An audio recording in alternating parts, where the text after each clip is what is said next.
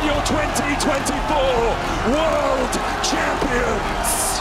T1 has just won another World Championship tournament. This isn't their second, third, or fourth time. This is now T1's fifth year where they have stood on the world stage and lifted the Summoners Cup. Most pro players dream of winning Worlds, even just one time, and most will never achieve it. Now imagine being a player, the only player on that same team who was on that stage for all 5 of those wins. That player is Faker, with his most recent win being 11 years after his first win on the world stage. Faker, on his own as an individual, has more world titles than any region, if you don't count T1's wins in LCK's total. This also means that the LCK now has 3 times as many Worlds wins as the next closest region. Faker, after collecting his 5th Worlds win, will now also have more skins in League dedicated to him than 62 champions have in total. This Worlds win will introduce his 8th skin, with his 9th being a Prestige Edition skin for the MVP award. T1's legacy overall is ridiculous. Of the 10 players who have won multiple World Championships, 9 of them have been a part of T1 at some point. Beryl being the only person who was not, and Duke having one of his 2 wins being while on T1. How is it that Faker is able to stand above the rest, almost always cited as one of the best players that will ever touch the game? How has he managed to have a higher win rate at Worlds than most players could even hope to have in solo queue? T1 as a team is legendary. Let me make that very clear. Every player is important to the success of the team, and they all have cemented their names permanently as some of the best of all time. This is likely the best roster in League's history. This specific roster made it to Worlds Finals 3 times back-to-back and won 2 of them in a row. The final 2 games of T1 versus BLG were some of the best that they had ever played, and Faker really showed how much he deserves his titles, especially the title of the Unkillable Demon King. TP now invested from Ben or from Knight as they look to rejoin the fight. Elk goes down on follow suit, and T1 have been able to defend Faker. They keep him alive. Faker flashes, and Knight can't bind him.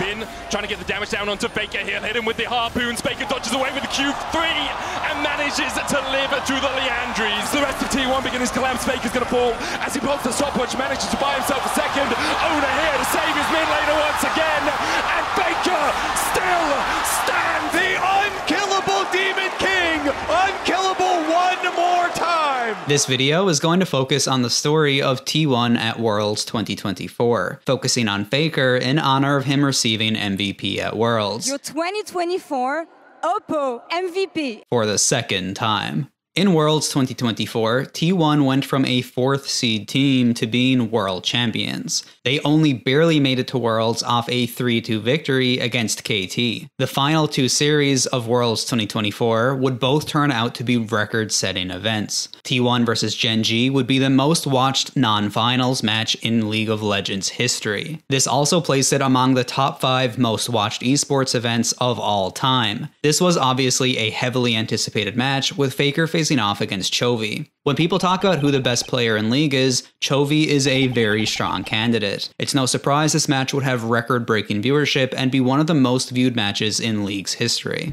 Gen G was pushed to the limit. They were pushed to the edge, but they were built for these situations. They were built for victory.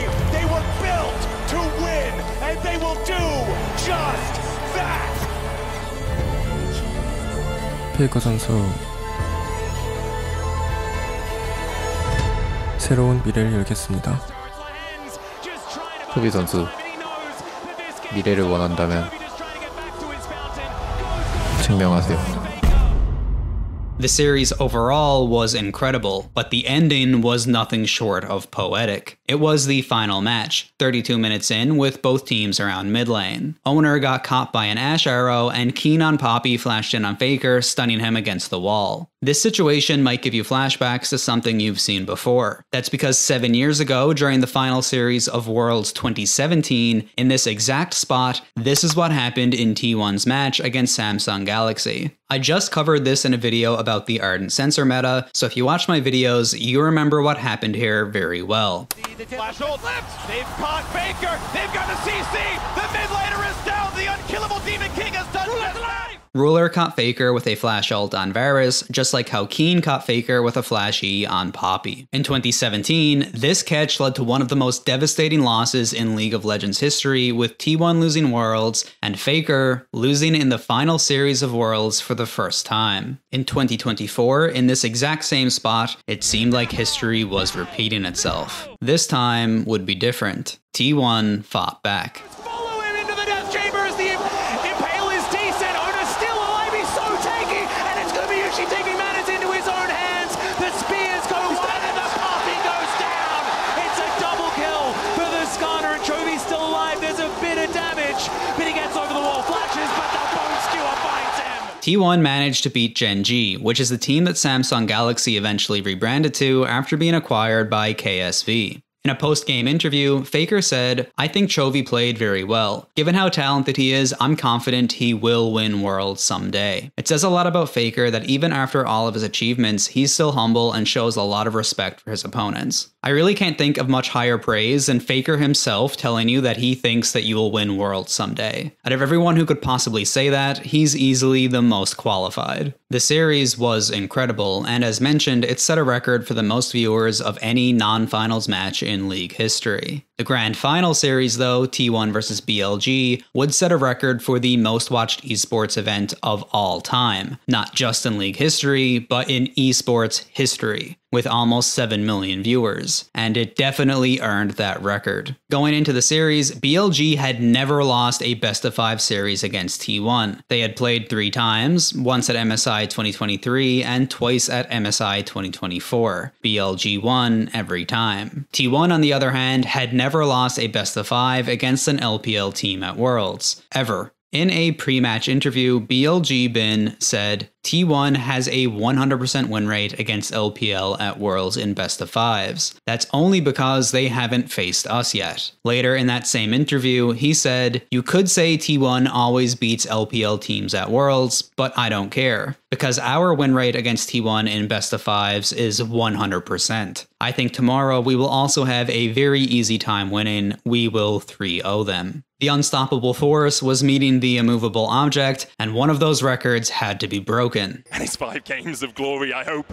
as we get into game 1 here. Elk and On looking for Gumayusi. Knight coming in from the side as well. Will land the abscond, abduct. Gumayusi still holding on to that flash. Crash down, locks him up. He flashes the ignite, ticking, and BLG strike first. The first kill of the series happened at the 1-minute mark. BLG got first blood on Gumayusi and his flash. It's worth mentioning here that BLG would end up with first blood in every single game of this series. T1 fell behind early due to some early ganks from Jun Skarner, and were forced to give up early objectives. There was a play by Zeus that eventually evened out the game, where he was faced 2v1 with BLG's bot lane. They tried to stagger that CC as well to keep him locked down as long as possible. Zeus should be fine. Yeah, he's going up towards Mega as well. He can trade in. TP coming in. T1 have the advantage. The Nav into the wall. On has no flash and only 200 HP to work with. Now that's nothing. Sent back to the fountain.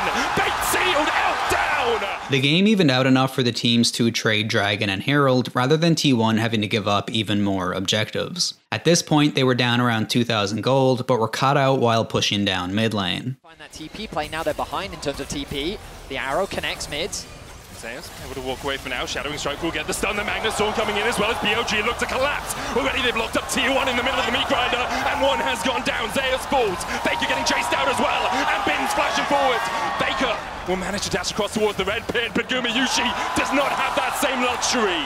BLG were able to take 2 towers with Herald and reset. T1 would never really recover from the gold difference after that fight. The snowball continued into a victory for BLG, which also included a solo kill of Faker by Knight. Knight is just, he's spectacular. Faker's trying to get away from Knight, but the Knight wants the throne, and Faker's been pushed off it. BLG have steamrolled T1 here in game 1. The match ended 3-17, with BLG starting the series off with a strong win. Game 2 featured Kiria's 83% win rate Renata versus On's 73% Rakan, and started with another first blood on Gumayusi, at almost the exact same time in the exact same spot. It was another pretty rough early game for T1. Zeus got chunked out early in the laning phase, which led to a quick early tower dive. He's level 1. He's about 1 minion away from level 2, so 2 tower shots should be enough to tick him over. On here, It's a level 2 of his own. Shun coming in as well to bolster this attack. Zeus underneath the tower. Able to flash away, gets the double knock-up, and look at On. He's about to be turned off. On goes down. Shun almost falls to, escapes that final tower attack. Immediately after, there was a huge play in top lane that involved both mid laners rotating. Here we are, looking for On here. Gumayusi here as well. On just trying to shepherd Bin in towards the tower. You can actually see Knight using the TP here. Guma, still no flash, no cleanse. The Grand Entrance going to get a knock-up. Knight flashes across the wall. Shielded Durant for the double sword, and now the Flame Spitter is doing a lot of work. Guma's going to be brought back with a bailout, but can he survive? Down to 100 HP. Knight, the battle dance for On keeps him alive. Owner still chasing, and he rips through a Knight. Now Faker joins the party. A handshake from Carrier is one Bin did not want to take. Bin goes down as well, and T1 have 3 on the board. And just a few minutes after that, T1 dove top lane 5v4, giving them an even bigger lead. Carrier and Gumayusi pushing through the wave now. Paranoia coming out. Call of the Forge God is stopped. Zeus dashing forward. The shield of Durant for the taunt blocked by Owner. The knocker coming out as well as BLG trying desperately to defend the hero's entrance. Cancelled as T1 fight 2. When fighting over Rift Herald, Faker teleported straight to his team without a reset, while Knight took the reset, then teleported. This led to a situation that looked a little risky for T1. I mean, the important thing here is Faker didn't reset before TPing in, so he's at half HP. Does have the quickness stolen away. The Scuttle Crab will go across. On goes in with the quickness. Knockback with the Crescent Guard as well. Call of the Forge God coming down as the tide comes in. The hostile takeover just possesses BLG. It's 2 already. The hero's entrance. A swift exit back to the fountain for Knight as T1 clean up the fight. It's just a bloody brilliant re-engage, isn't it, from T1? T1 would have a huge lead for the rest of the game, and Zeus landed a beautiful Ornult, pushing their lead even further. BLG eventually tried to catch Faker split pushing. Owner immediately ulted in 2v3 to back up Faker, with Kyria rotating as well. And Faker would show exactly how he got his title as the unkillable Demon King. TP now invested from Bin or from Knight as they look to rejoin the fight. Elk goes down, On follows suit, and T1 have been able to defend Faker. They keep him alive. Faker flashes, and Knight can't find him. T1 had evened out the score, but they were about to have some of the toughest and closest games of their entire careers. In the draft for Game 3, On surprised everyone with a Blitzcrank pick, the first and only of the entire tournament. First blood in this game was Owner getting collapsed on by both laners, giving Bin a nice lead to start with. Game 3 had many early losses by T1, and they would slowly bleed out as the game went on. By the 23-minute mark, BLG had a 10,000 gold lead, and there was nothing T1 could do. Forcing T1 to make their final stand in this game. Owner goes in with a bolt breaker hooked in as well. The cease and desist. Silence Ultimate stolen away. A hero's entrance is followed by a second, but it looks like Faker's more like Icarus than any hero taking to the skies. Knight pumps a stopwatch. T1 go pop. Zeus locked up towards the top side. Already 4 for naught for BLG as they are looking to take us to match point. BLG were now 1 win away from a Worlds title, and T1 had to find a way to win the next 2 games. Luckily for T1, Faker apparently scales with pressure, because his performance during these next 2 games were some of the best of his entire career, and some of the best league matches anyone has ever seen. With that said, the game started with Faker forgetting to buy items. Zeus once again was towered over early by 4 people, and this time he didn't go 1 for 1. That water bound now. Zeus gets the level 2 underneath the tower, flashes away from the Grand Entrance, but the damage continues to rain down from Binchen, tanking the tower. Zeus gets a bailout. Carrier keeps him alive for the moment. That bailout will run out though, and BLG can look for a redive if they so decide to. Zeus taken down. Bin flashes away. And not only that, just over 1 minute later, they're actually calling Shun over back to the bottom side once again. Dive o'clock, the Grand Entrance goes down. Zeus is overheated, and he's sent packing. BLG find their second. Despite this, Zeus was still up 300 gold and 2 levels against Bin, which is probably why, 1 minute after that, another rotation toward bot lane. 25 mark again. Zeus once again a little bit overstepped him in the bottom side, and Bin jumps in, hops on, and Minion takes the Highway Express to get towards this Rumble, who goes overheated. Flame Spitter going down, but Zeus is going to go back to the fountain again. No escape for him. He tries to clear the wave, but in the end, he will be put in the ground by Bin. BLG now 3-0 up, a 700 gold lead, only 6 minutes into this game. Despite T1 being down in gold, they were still able to get Void Grubs and an early dragon. 10 minutes in, Faker saw an opportunity and went for a solo kill on Elk. Elk doesn't sidestep. Faker dashing forward for a little bit more damage, using that passive to its full effect. Steals away the Mega Inferno Bomb. Elk has to flash it. Faker takes the tower, and Elk just dies. It's hunting season for Faker in the top lane. And then again in the mid-game, Faker saw another opening. Faker still here? Faker looking for that flank. Will seal away the quickness from Onguest. Charm flashes in, binds two. Equalizer in the back line as well. As Faker is not off this earth. He finds the engage. He finds everything T1 were looking for. This led to an immediate Baron from T1. Zeus sacrificed himself once more so that his team could get out. Zeus will sacrifice himself for the good of his team. They immediately used Baron to split push top and bot lane, which led to another incredible play. Any further, Faker's taken out the tier 2 in the top lane. Shun goes in with the Glacial Prism on there with the follow-up. Carrier though, an incredible hostile takeover puts on in his place. Owner tanking the tower, Glacial Prism stolen away by Faker as he dives onto the back line. Who else but Faker again? In the end he falls, but Guma is making Shun look like a pin cushion. Knight forced to flash away, Elk trying to put the damage down as well. He won't land it. Viewers were treated to an absolute show by Faker for the rest of this match. Used, Carrier, flash handshake, pulls back Elk. Faker trying to get with the quickness onto the back line. Gumayushi unable to open up quite yet. Bin doing the damage onto Owner as well, but already Elk is down to 300 HP. On the top side, Shun is down. Elk into the mid lane, has that Mega Inferno Bomb, it's going to hit onto Owner, Faker able to dodge to the side of it, 3000 HP now on the Baron as BLG advance. T1 have already got the Baron though, and BLG now have to begin to retreat, but the damage coming out from Elk is absolutely massive. Faker dives in, lands on Bin, grand entrance, already locks him up, he wants to stopwatch to try and buy himself a second, has the bailout ticking on him as well, and he flashes! Faker survives somehow!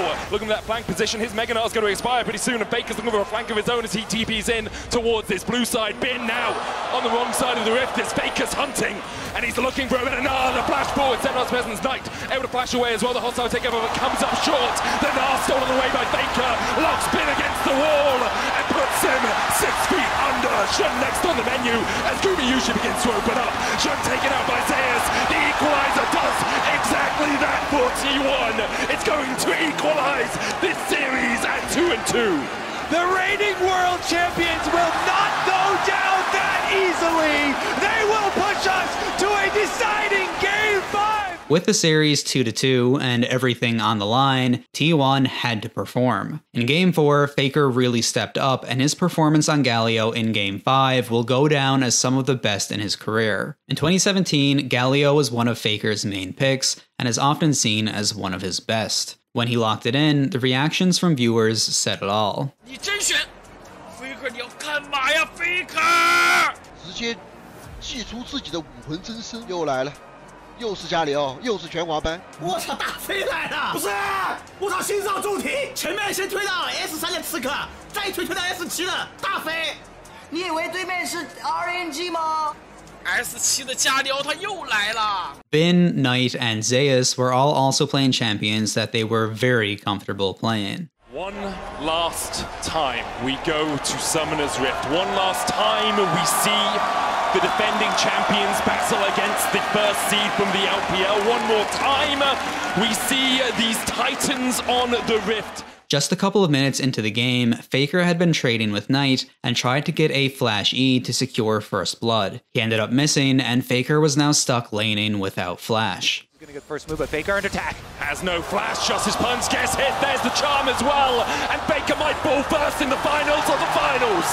Knight gets the kill, BLG find First Blood. Only 6 minutes into the game, there would be a full 10-man 5v5 teamfight in top lane River. TP coming in from Zeus as well as T1 are bringing more members up towards the top side. Faker has the hero's entrance to come in from mid. On looks for the engage, the flash away is T1 disengaged for the moment. Owner jumping back in, there's the hero's entrance. Kevin gets the slam into the wall as On almost falls. He gets punched by Faker.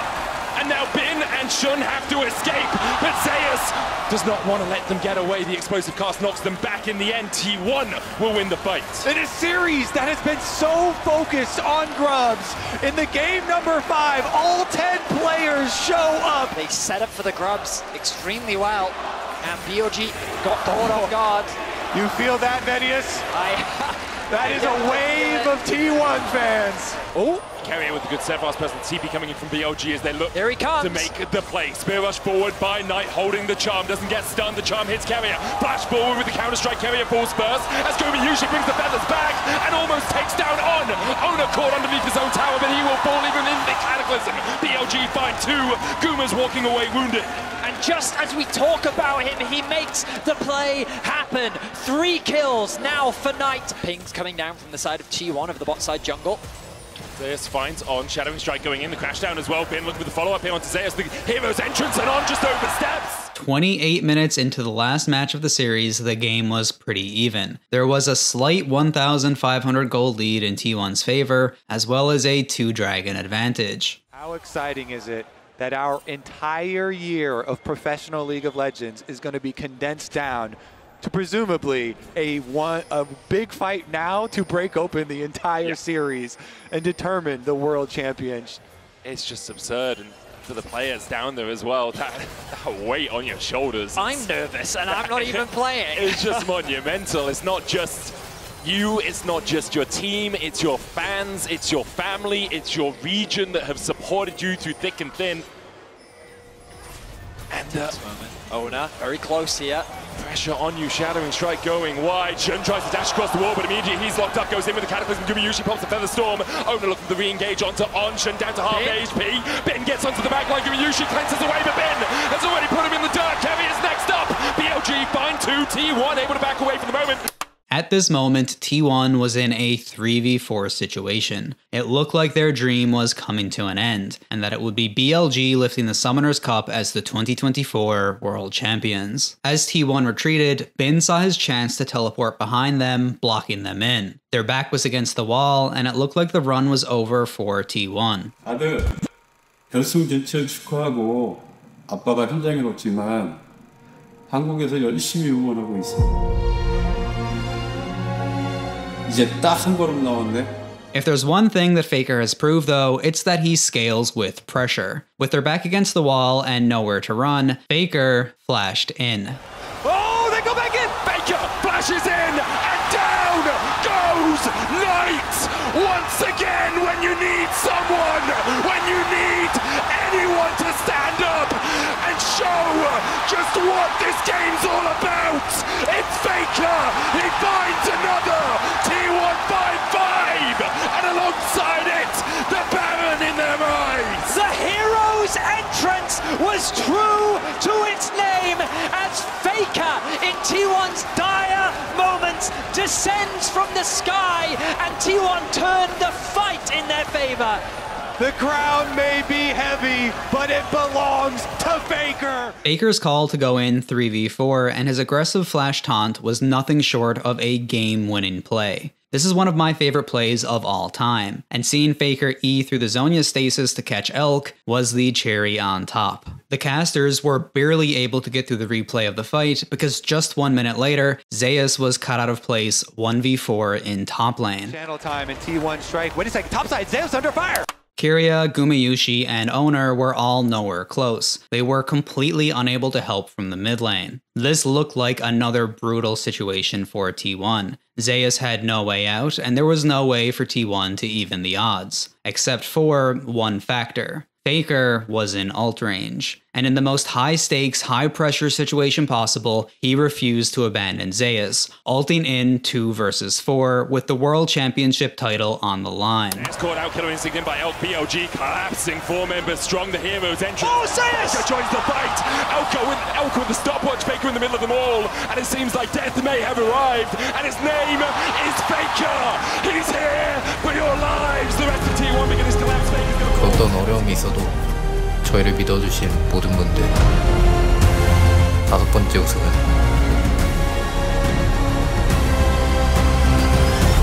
여러분을 위한 것입니다. Second, Owner here to save his mid laner once again, and Faker has ascended. He stands above it all, and he looks hungrily at that world's trophy. The unkillable Demon King, unkillable one more time.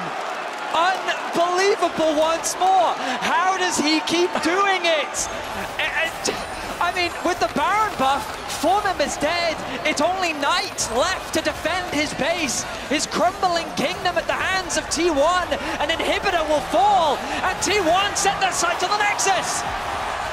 Knight goes in with the Spirit Rush, lands the charm as well. The first Nexus tower's fallen, and T1 are just looking for the prize. They're hungry for it.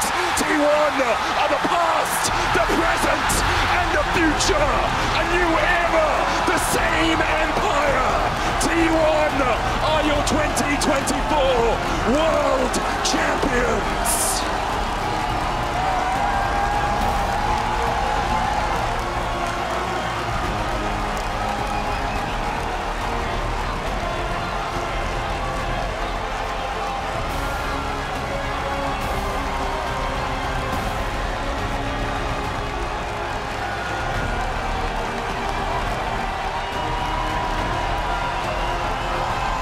Three World Finals in a row for this roster.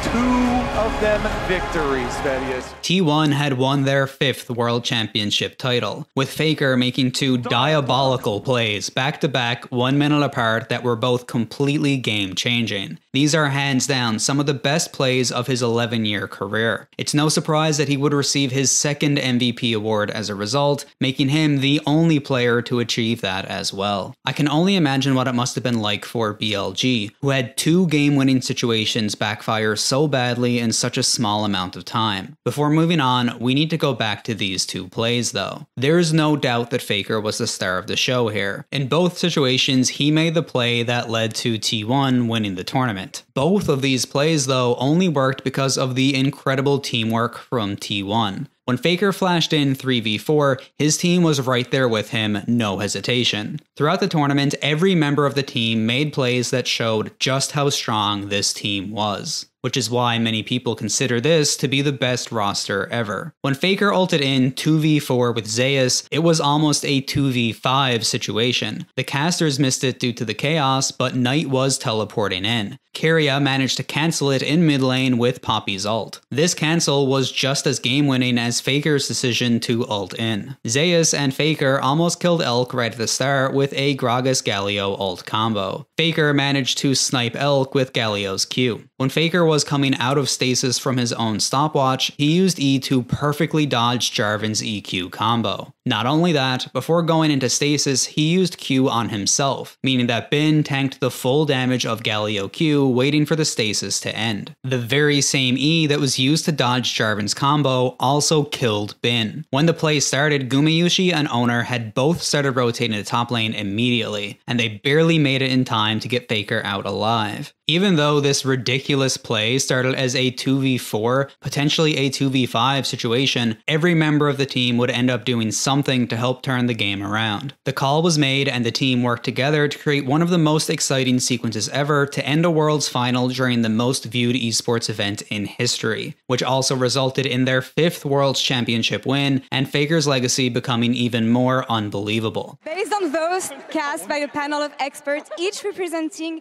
the regions competing at Worlds this year, your 2024 Oppo MVP is... Faker!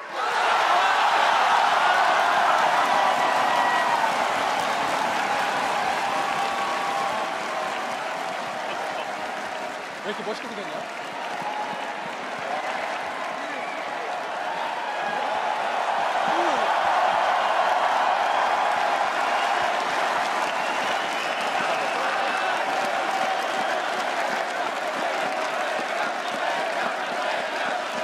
Faker, congratulations on a 2nd MVP trophy. The first one was in 2016. You're the first player to achieve this. And now, one last roaring time for T1 as they lift the trophy again as your 2024 League of Legends World Champions.